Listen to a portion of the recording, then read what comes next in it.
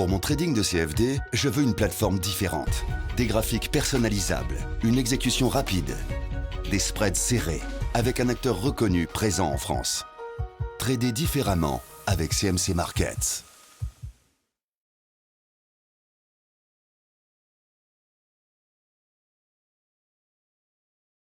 Il y a des informations importantes, 8 heures en Allemagne, l'indice des prix à la consommation, 11 heures, le rendez-vous économique du climat des affaires en Allemagne également sur la zone euro, et puis l'après-midi, 14h30, les permis de construire aux US. Alors aujourd'hui, Draghi s'est exprimé, il a essayé de rassurer pour dire que donc les banques grecques, les plus grosses, celles sur lesquelles on compte, elles sont encore solvables, donc ça peut effectivement rassurer le marché, mais néanmoins on ne voit pas aboutir de solution donc au problème grec, c'est-à-dire trouver un moyen de payer les dettes donc au FMI, donc 1,6 milliard, mais en tout la note globale s'élève à 7,2 milliards, donc ça va être un petit peu difficile. Donc le marché s'impatiente et on risquerait de voir des coûts partir, notamment au niveau de l'Eurogroupe qui se présente prochainement.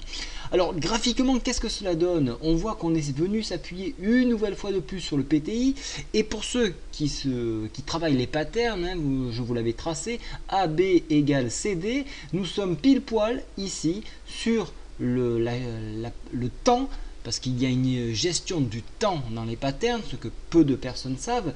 Il y a une gestion de temps, et sur ce temps-là, vous voyez qu'on tombe pile poil donc sur le point à la fois PTI, le point pattern, le bas de la fourchette Andrews ici, la fourchette Andrews marron. Je conserve encore celle-ci puisqu'elle peut me servir en cas de cassure donc du PTI, et voilà pourquoi donc je la conserve. En attendant, nous sommes dans la Bollinger ici, vous voyez qu'on a réintégré suite à la hausse que nous avons eue la semaine dernière, et on est canalisé donc entre la fourchette basse ici qui se trouve maintenant, alors si je prends le PTI, puisque le range maintenant c'est le PTI, c'est 4803 avec une borne haute ici à 4890. On est sur ce range de travail. Le fait d'enfoncer les 4803 est très dangereux puisque on aurait un mouvement baissier qui pourrait se mettre en place, et un mouvement baissier d'ampleur. En cassure, en enfoncement de ce palier-là, on pourrait aller chercher, donc comme je vous le disais, les 4764, et puis après je ne vois plus de soutien si ce n'est la médiane ici. Voilà donc pourquoi je la laisse. Donc attention au sell-off en dessous de ces niveaux. Alors globalement ici, il y a un très très fort support, et je compte bien sur ce support pour un rebond technique et pour venir chercher ces 4890. Donc au niveau des indicateurs, la MACD offre un signal plutôt baissier. Le stochastique est toujours en consolidation en zone négative.